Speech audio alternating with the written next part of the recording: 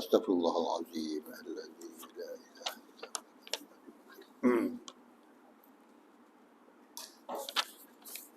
ila hadratin Nabi sallallahu alaihi wasallam wa ala alihi wa ashabihi al-kiram syai'ulillahi lahumul Fatihah. A'udzu billahi minasyaitonir rajim. Bismillahirrahmanirrahim. Alhamdulillahi rabbil alamin arrahmanir rahim maliki yaumiddin. Iyyaka na'budu wa iyyaka nasta'in ihdinas siratal mustaqim. Siratal ladzina an'amta 'alaihim ghairil maghdubi 'alaihim waladdallin. Amin. Assalamualaikum warahmatullahi taala wabarakatuh. Alhamdulillahirabbil alamin wassalatu wassalamu ala asyrafil anbiya wal mursalin wa ala alihi wa ashabihi ajma'in. Amma ba'd. Saya hormati pengurusi Masjid Kariah Batu 17, Tuan Haji Marti,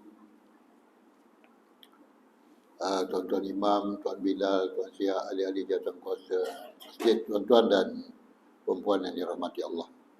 Alhamdulillah, terlebih dahulu kita panjatkan kesyukuran kepada Allah Subhanahu wa taala di atas limpah kurnia-Nya pada malam ini. Sekali lagi kita bersama-sama di masjid yang mulia dan berkah ini untuk kita menambahkan sedikit lagi ilmu kita berkaitan dengan alam kematian dan alam akhirat. Mudah-mudahan Allah Subhanahu wa taala memberkati kehidupan kita dan menurunkan taufik dan hidayah kepada kita semua, insya-Allah. Baiklah tuan-tuan dan puan, kita terus sajalah pada bab yang ke-63. Telah disebutkan dalam sebuah hadis sahih bahawasanya di akhirat nanti Allah SWT akan mendamaikan hamba-hambanya yang bermusuhan. Jadi mana-mana yang bermusuhan semasa hidup kat dunia ini tak dapat diselesaikan, sampailah mati pun ada musuhan lagi. Dan ini perkara yang seperti ini akan ditamatkan dan diselesaikan di akhirat besok. Tapi dalam masa di dunia ini berbagai-bagai perkara lah, musuh ini dan juga perkara-perkara yang berkaitan dengan perseteruan di antara seorang, di antara kumpulan, di antara kabilah yang tak dapat didamaikan semasa di dunia, maka akan didamaikan di akhirat. Dan itu kadang-kadang ada di antara orang-orang Islam ini dan orang kita sekali lah, orang Melayu yang Islam, dia tak mau berdamai di dunia. Dia kata, kita jumpa di akhirat besok. Kok jumpa tak tuan-tuan di akhirat? Di pada zaman Nabi Adam dulu, manusia yang meninggal dunia akan dihimpunkan di mahsyar, sampailah ke zaman Nabi Muhammad, sampai selepasnya. Itu berapa ramai tu? Kita boleh jumpa tak? Kita akan jumpa jika dikehendaki oleh Allah Subhanahu wa taala. Orang yang bermusuhan dia akan dijumpakan di akhirat besok.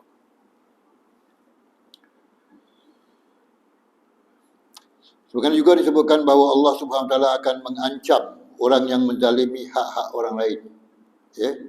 Hingga orang tersebut pun di akhirat tidak akan memiliki kebaikan yang akan menyelamatkannya daripada azab Allah Subhanahu wa taala.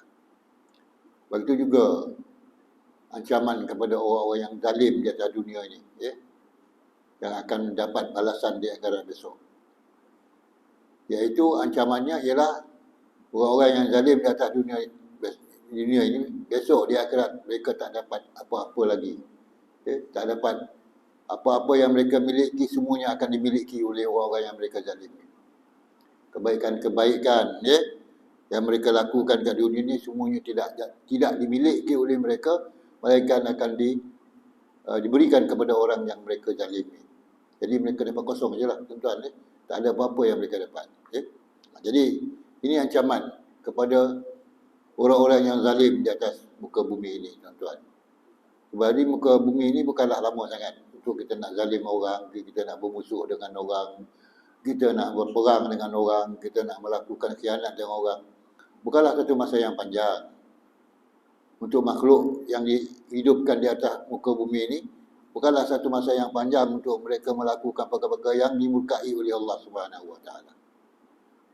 Satu masa yang pendek sahaja. Pernah kita sebutkan dulu masa yang kita dapat di dunia ini, ya, sangat sedikit kalau dibandingkan dengan masa di akhirat. Di akhirat 1000 tahun di dunia sama dengan 1 hari di akhirat. Artinya kalau kita hidup di dunia ini berapa tahun? 60 tahun berapa hari di akhirat? Tak sampai pun beberapa minit, tuan-tuan. Tak sampai pun beberapa hari. Kalau kita hidup 60 tahun, samalah macam berapa hari di akhirat? Kalau 1000 tahun, kalau 1000 tahun, 1 hari di akhirat. Kalau 500 tahun kat dunia, berapa hari di akhirat? Setengah hari, berapa jam? 12 jam. Itu kalau 500 tahun, ada tak sini yang umur ni sampai 500 tahun? Tak ada. Paling panjang pun yang hidup sekarang ni lah, yang hidup di dunia sekarang ni, paling panjang pun 120 tahun, 130 tahun. Ya? Orang yang paling panjang umur 120 tahun.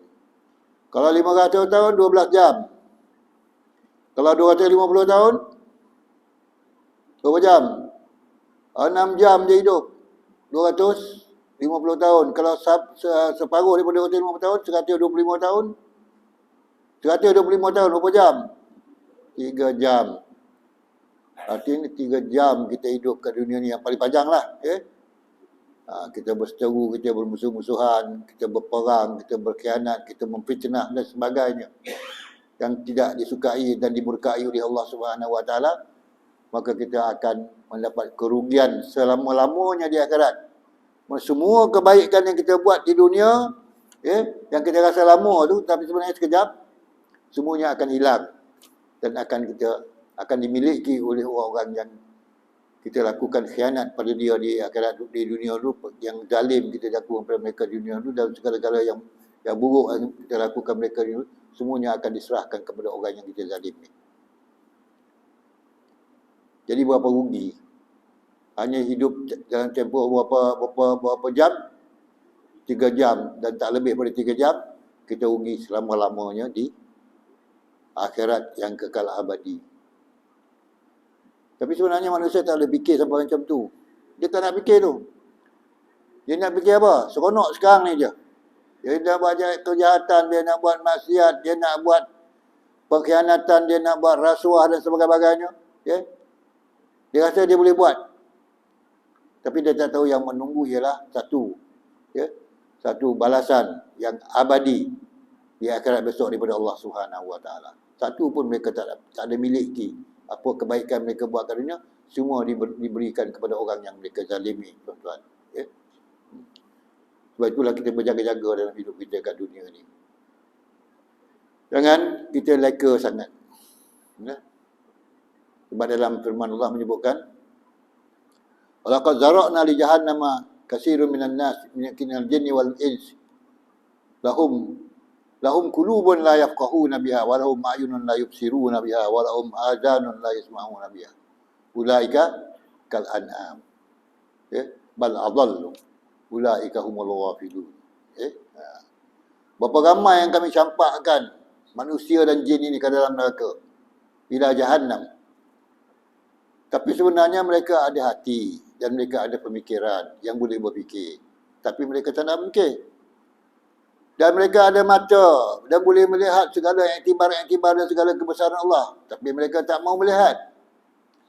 Dan mereka ada telinga untuk mendengar segala keagungan Allah, segala kebesaran Allah, tapi mereka tak mau mendengar. Ulaika kal an'am, mereka itu samalah seperti haiwan-haiwan. An'am ni haiwan, tuan. Ya? Allah tak sebut ulaika kal haiwan, Allah ulaika kal an'am. Mereka seperti haiwan-haiwan ternakan. Ya? Bukan haiwan liar, haiwan ternakan.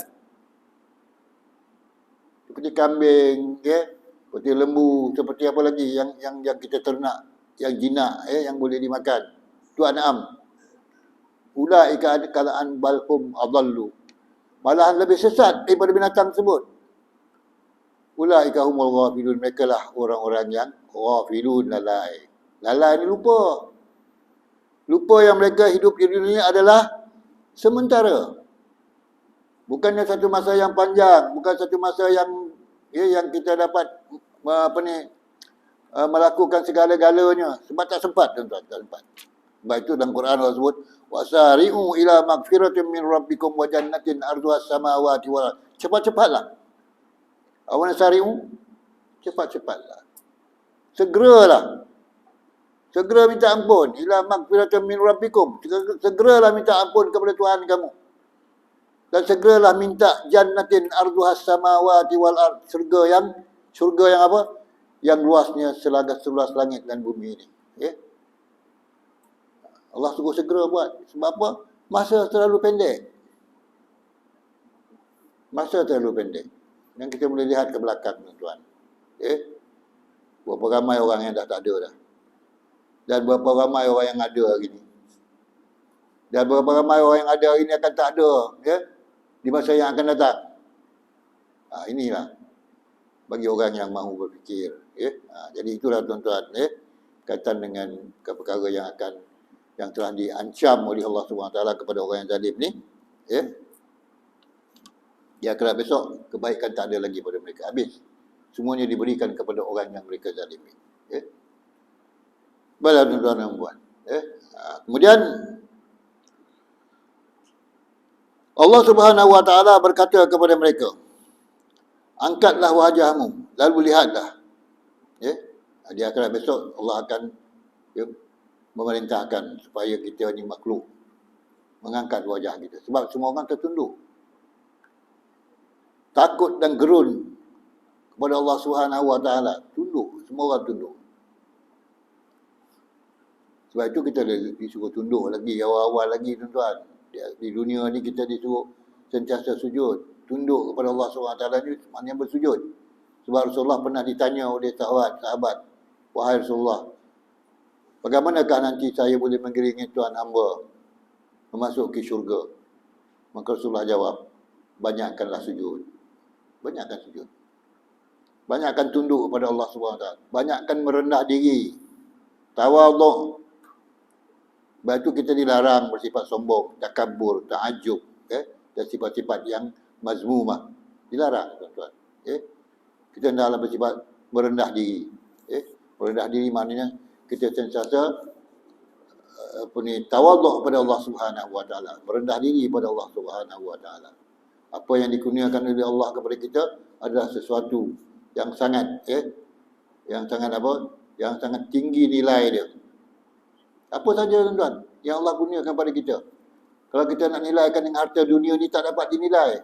Contoh, sebiji mata kita berapa nilai dia? Boleh tak nilai? Ada seorang mengadu kepada ulama, wahai tuan wahai ulama, wahai tuan alim, dia kata, saya ni miskin. Tak ada harta. Duit pun tak ada. Maka ulama suruh orang tersebut apa? Cuba kira. Tangan awak tu kalau jual berapa harga dia? Mata awak tu kalau dijual berapa harga dia? Lagi apa? Telinga awak tu kalau dijual berapa harga dia? Hidung dan sebagainya, kulit kaki dan sebagainya kalau jual berapa harga? Itulah kekayaan. Bukan kekayaan segala harta yang ada di luar, simpan dalam rumah, simpan dalam bank dan sebagainya. Kekayaan tak? Kekayaan pada diri kita sendiri. Itulah kekayaan yang Allah kurniakan pada kita. Dan kekayaan itulah yang kita syukuri kepada Allah Subhanahu Wa Taala. Jadi barulah sedar orang tersebut bahawa dia sebenarnya kaya.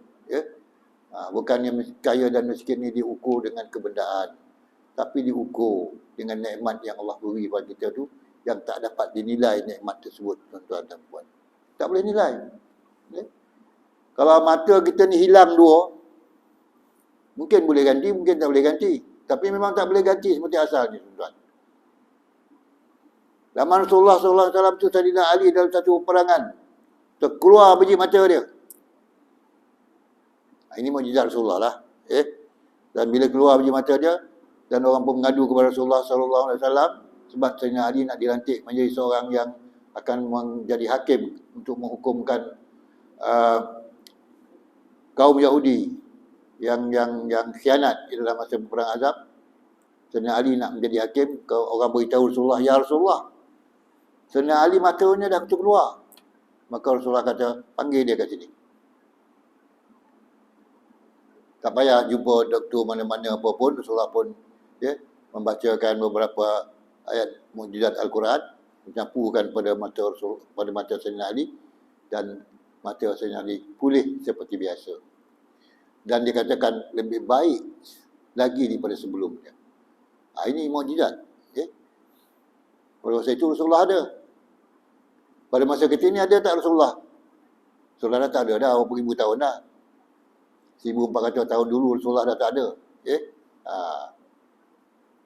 Tapi kalau kita hari ni luka ke apa-apa ke mata kita, telinga kita cedera ke, tangan kita ke apa ke, kita boleh pergi jumpa lah. Doktor-doktor pakar dan sebagainya. Tapi belanjanya berapa tuan-tuan? Bukan itu harga tangan yang hilang, bukan itu harga mata yang hilang. Tapi dia tak akan mampu untuk memulihkan seperti sedia kala, di mana mata yang asal. Ini manusia. Jadi tuan-tuan dan puan-puan, apa-apa yang Tuhan bagi nikmat pada kita, itulah kekayaan sebenarnya.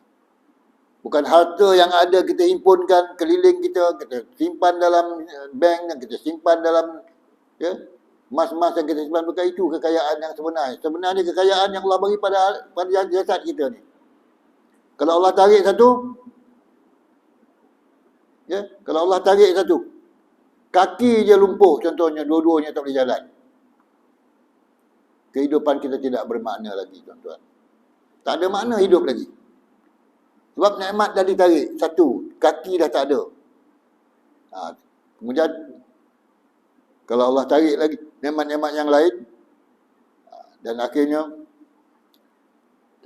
Allah akan tarik nikmat kehidupan ini. Apa dia nikmat kehidupan?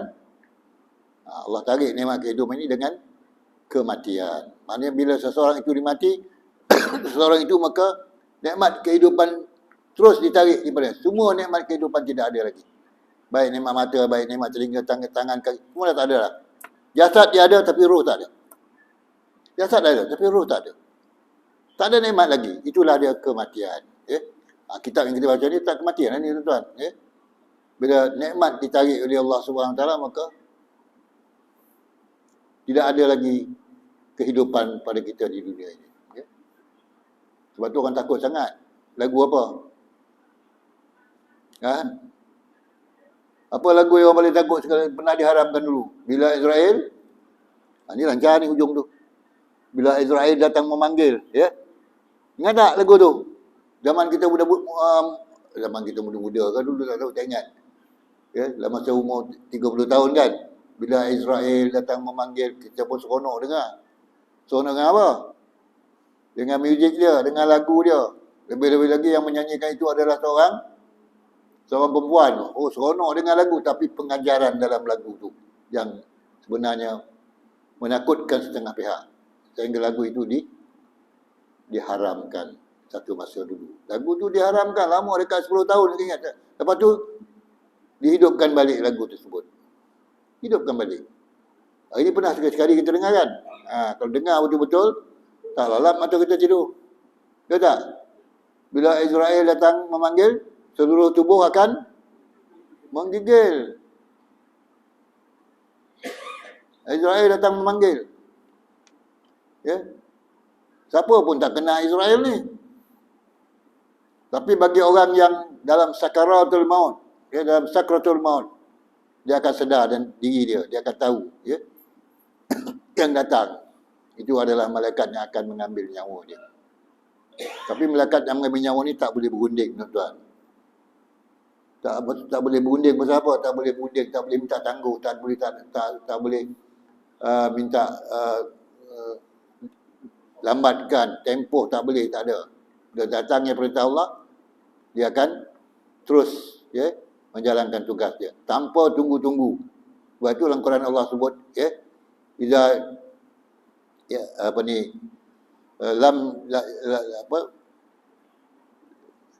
bila datangnya kematian dia lam yata'akhir wa lam Tidak terlalu awal dan tidak terlalu kemudian.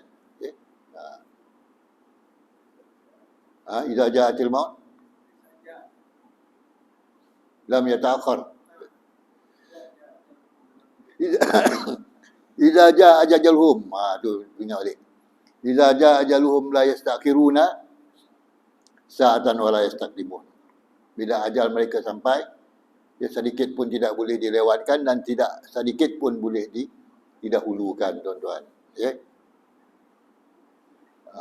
Begitu juga dengan kita. Bila sampai masa, bila gugurnya daun di aras, ada nama kita dalam tu, malaikat Jibril tahu di mana nak cari kita. Mana kita nak menjuruk pun. Walau kuntum fi burujin musyayyadah. Sekalipun kamu di dalam buruj, peti besi yang diikat teguh dengan kuat, malaikat boleh masuk, tuan-tuan. Janganlah nak sembunyi mana-mana. Waktu sampai kita akan dipanggil. Ya? Kita akan dipanggil kepada Rabbul Jalil, Allah yang menciptakan kita, kita akan dipanggil. Ya? Tak boleh nak menjuruk mana-mana. Sebab tu ada orang kata, ya, malaikat tak masuk kalau kita pasang gambar dalam rumah kita. Gambar apa-apa, gambar pemain bola ke, gambar pelakon ke, gambar kita ke, letak kat tepi-tepi dinding tu, ke dalam apa? Dalam frame tu kita letak tampal dengan harapan malaikat tak masuk. Malaikat Jibril, malaikat Israel tetap masuk. Yang tak boleh masuk ialah malaikat rahmah. Malaikat rahmah tak masuk. Kalau tuan-tuan lekat gambar, ya, di keliling bilik tamu kita tu, malaikat rahmah tak masuk. Malaikat Israel tetap masuk. Tampallah gambar banyak sekali pun. Tampallah. Dia tidak akan menghalang malaikat Jibril untuk menamatkan, ya, usia kita, umur kita, ya, ajal kita, roh kita tak akan bertangguh lagi malaikat Jibril. Malaikat Israel ni, tuan-tuan. Sebab itu pernah saya ceritakan dulu, seorang yang daunnya dah gugur, namanya dah turun untuk diambil ajal dia, dan malaikat Israel pun dah datang. Sebab nama dia itu turun dan ajalnya akan diambil di negeri India. Ini tu dah cerita dulu kan. Ajalnya diambil dia. Tapi dia nampak dia ada dengan Nabi Sulaiman di Palestin. Malaikat Israel pun hairan. Bagaimana orang ni ada di Palestin sedangkan aku diperintahkan ambil rohnya di mana? Di India. Tapi bukanlah, ya, sesuatu yang pelik kalau sekiranya dia ada di situ, tak lama kemudian dia akan ada di sana. Walaupun ada di zaman di Palestin bersama Nabi Sulaiman, tapi tak lama kemudian angin pun datang bawa dia ke India. Dan Israel pun sampai di India, dia pun sampai di India. Maka rohnya diambil dia. Nah, ini cerita yang paling lama sekali, tuan-tuan. Dan beberapa juta dah manusia mati. Yang sampai ajal sejak Nabi Sulaiman lagi, Nabi Adam lagi. Dan kita ni adalah golongan mutaakhirin. Orang yang akhir sekali dalam kehidupan dalam dunia ni, kita lah golongan mutaakhirin. Mungkin ada lagi golongan yang terakhir sekali akan datang ni. Kita tak tahu siapa dia. Tapi kita rasa hari ni ramai orang dah beranggapan bahawa kita ni adalah golongan yang terakhir sekali. Sebab tanda-tanda kiamat dah dekat. Ya? Kita ni adalah golongan yang terakhir dalam dunia ni. Dan akan meninggalkan dunia. Belum tahu lagi, tuan-tuan dan puan-puan. Ya? Sebab yang terakhir dalam dunia ini mengikut kisah-kisahnya lah, mengikut riwayat-riwayatnya, ya, ialah golongan yang akan dipimpin oleh Imam Mahdi besok, ya, dan yang akan dipimpin oleh Nabi Isa alaihissalam untuk memusnahkan Dajjal. Itu golongan terakhir. Dan apabila Imam Mahdi Nabi Isa memerintah selama 7 tahun waktu itu, maka dunia amat damai, ya. Sebab kedamaian akan berlaku di akhirat, tapi dunia akan damai dulu semasa dalam bawah pemerintah Nabi Isa alaihissalam. Dunia akan damai dulu. Semua orang Rasa aman, tak ada perasaan dengki, tak ada perasaan cemburu, tak ada perasaan khianat pun kepada sesiapa pun dalam zaman pemerintahan Nabi Isa alaihi salam. Okay? Yang disokong oleh Imam Mahdi alaihi salam. Yang disokong oleh Imam Mahdi. Okay? Selama 7 tahun. Dikatakan pada tempoh itu 7 tahun tu semua adalah baik. Kucing boleh berkawan dengan singa. Macam mana agaknya kucing berkawan dengan singa? Kalau hari inilah kita tengok, belumlah lagi akhir zaman, tuan. Sebab kita tak tengok lagi kucing berkawan dengan singa. Kucing makan singa dah. Singa makan kucing. Ya? Bukan kucing makan singa. Singa makan kucing. Kalau jumpa kucing, tak sampai nak lari dah kucing tu. Kalau tuan-tuan tengok TV ke YouTube ke tengok, singa nak makan monyet atas pokok tu. Monyet tu bergayut-gayut, singa pun nak bergayut juga. Sebab itu adalah mangsa dia dan singa ni adalah pemangsa. Dia nak makan. Makanan dia, monyet-monyet tersebut, tuan. Belum ada perdamaian lagi. Antara haiwan pun tak ada perdamaian, antara manusia lagilah tak ada perdamaian, tuan, lagi ni. Barat lain, timur barat lain, orang Islam lain, orang kafir lain, orang agama Majusi lain, orang agama Buddha, orang agama Hindu lain dan sebagainya. Belum ada lagi perdamaian. Di zaman Nabi Isa besok, semua akan berdamai. Dan perdamaian yang paling tulen, perdamaian yang paling harmonis sekali ialah di akhirat besok bila Allah mendamaikan mereka-mereka yang bermusuhan di akhirat besok, tuan-tuan dan puan-puan. Baik. Kemudian tuan-tuan dan puan-puan, Allah memerintahkan makhluknya supaya mengangkat wajahnya. Angkatlah wajahmu. Lalu lihatlah. Orang tersebut pun lalu melihat, tiba-tiba ia melihat sebuah istana yang terbuat dari emas beserta taman-tamannya. Masa tunduk tu tak nampaklah istana. Allah suruh buka. Angkat muka kamu. Maka pada itu nampaklah istana dibuat daripada emas. Sekarang ni dah ada kan gunung yang wujud. Gunung apa? Gunung emas. Yang wujud tengah laut ni. Dah dalam YouTube macam-macam lah cerita-cerita yang muncul. Ada gunung emas pula dah. Jadi makhluk nampak. Orang-orang mukmin nampak gunung. Nampak apa? Sebuah istana yang terbuat daripada emas berserta taman-tamannya. Maka mereka bertanya kepada Allah Subhanahu Wa Taala, orang tersebut pun bertanya, "Ya Allah Subhanahu Wa Taala, milik siapakah ini?" Lalu Allah Azza wa Jalla pun berkata, untuk orang yang memberikan bayarannya. Ini orang yang telah membelinya. Lalu orang tersebut pun bertanya, siapakah yang sanggup membelinya, melakukannya? Allah Subhanahu Wa Taala pun menjawab, kamu. Orang itu pun bertanya lagi, dengan apa? Lalu Allah SWT menjawab, dengan memaafkan saudaramu.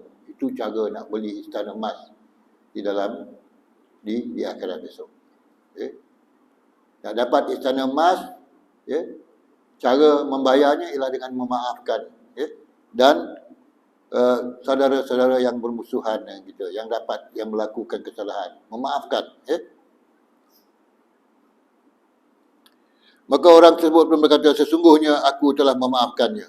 Lalu Allah SWT pun berkata kepadanya, jabatlah tangan saudaramu. Allah SWT pun lalu memasukkannya ke dalam syurga. Jadi itu nak dapat istana emas di akhirat, naklah kita memaafkan segala kesilapan. Orang-orang yang melakukan kesilapan kepada kita lah.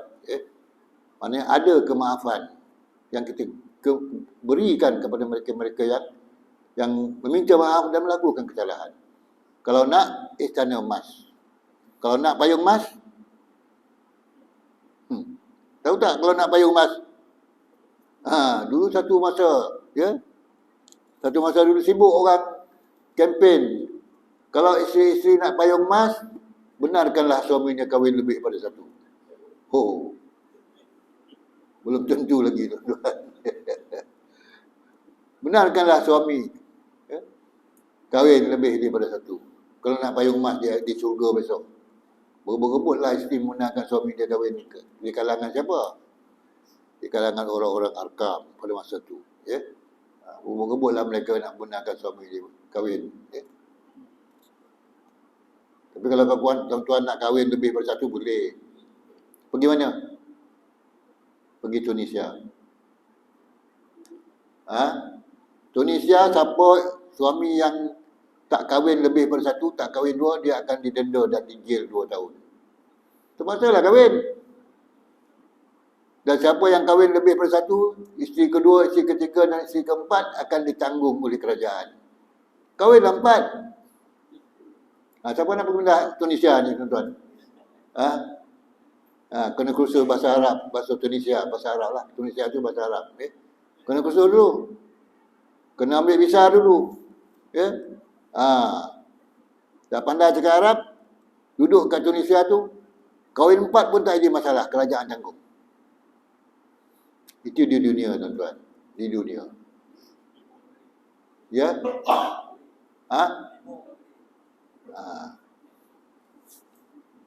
Jadi itu sebenarnya sebagai satu renungan pemikiran kita. Ya? Sebenarnya dalam Quran pun Allah membolehkan kita kahwin lebih daripada satu. Ya? Tetapi mestilah berlaku adil. Ya? Mestilah berlaku adil dengan seadil-adilnya. Ya? Adil ni bukannya sesuatu yang dapat kita nilai, tuan-tuan, tak boleh nilai adil ni. Adil di hati lain, adil pada pandangan mata lain, adil pada perkara material lain. Ya? Kita nampak adil. Setiap orang isinya dapat kereta Mercedes sebuah, banglo sebuah. Nampak adil di segi zahir, tetapi adakah adil di segi hati dia? Itu perlu direnungkan dan difikirkan. Ya?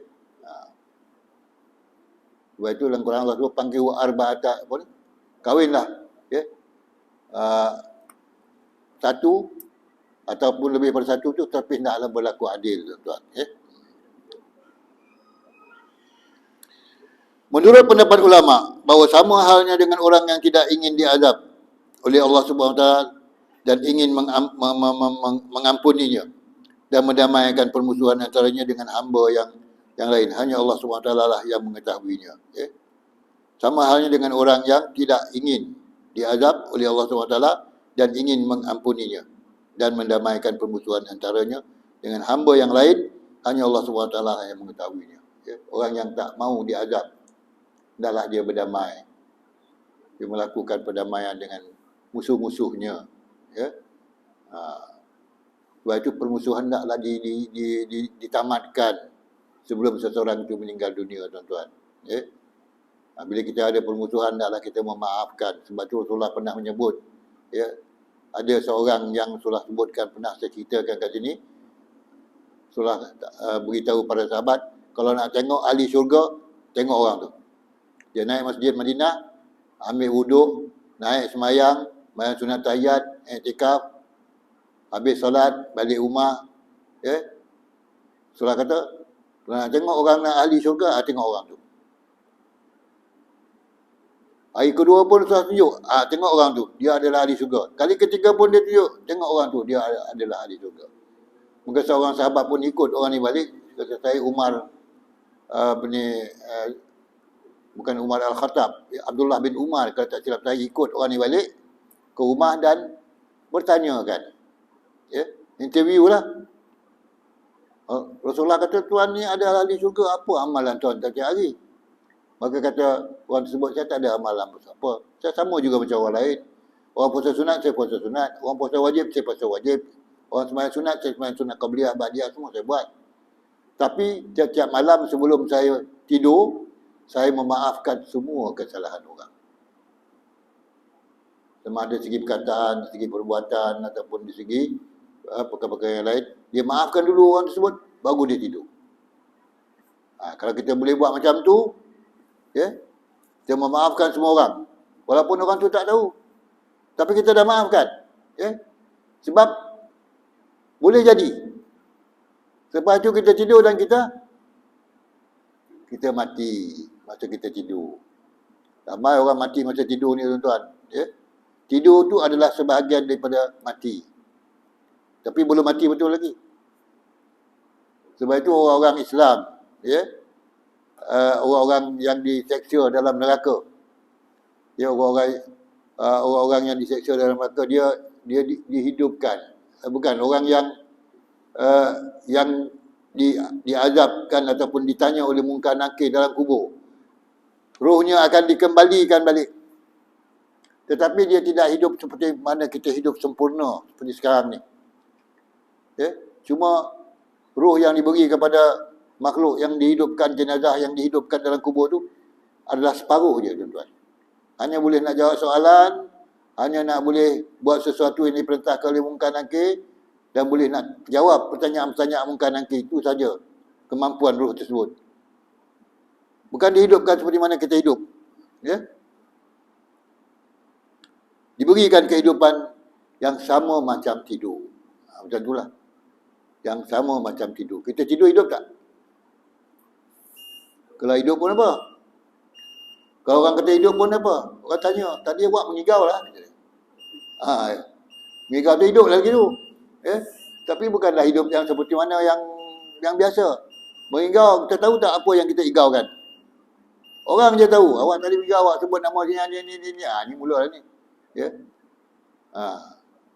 Apalagi lah kalau isteri kata, awak tadi mengigau lah, awak sebut nama orang ni. Tak adalah. Mengigau tak boleh diambil kira, tuan. Ya. Dan kita jadikan itu sebagai satu isu. Bila suami mengigau ke, isteri mengigau ke, jangan jadikan satu isu yang nyata di alam yang nyata. Tapi dia adalah satu perkara yang berlaku di alam yang separuh hidup, separuh nyawa. Jadi sekali itulah dulu tuan-tuan dan perempuan pada malam ini. Ya. InsyaAllah kita akan sambung lagi di masa akan datang berkaitan dengan kematian dan alam akhirat ini. Ya. Mudah-mudahan kita tahu dan kita faham. Ya. Apa yang akan kita tempuh di akhirat besok. Apa yang kita telah tempuh di dunia ini, kita dah tempuh dah. Sebahagian kita dah tempuh dah. Baru umur kita dah tempuh dah. Kalau umur 60 tahun kita dah tempuh dah kehidupan di dunia. Tapi kehidupan di akhirat adalah kehidupan yang kekal abadi. Ya? Yang berbagai-bagai perkara yang kita kena tahu. Walaupun kita belum tempuh lagi, kita tahu dulu sebelum kita menempuhnya, tuan-tuan. Cakap itulah dulu, mudah-mudahan Allah SWT memberkati kehidupan kita dan menggunakan taufik dan hidayahnya kepada kita semua, insyaAllah. Bismillahirrahmanirrahim. Alhamdulillahirabbil alamin. Wassalatu wassalamu ala asyrafil anbiya wal mursalin wa ala alihi wa ashabihi ajma'in. Allahumma rzuqna ya rabbi fahman nabiyyin hifdzal mursalin wa ilhamu malaikatil muqarrabin fi amrin ya arhamar rahimin. Rabbana atina min ladunka rahmah wa hayyi' lana min amrina rasyada. Rabbana atina fid dunya hasanah wa fil akhirati hasanah wa qina adzabannar. Wa sallallahu ala sayyidina Muhammadin wa ala alihi washabbihi ajma'in. Subhana rabbika rabbil izzati amma yasifun wa salamun alal mursalin walhamdulillahi rabbil alamin. Taqabbalallahu minkum.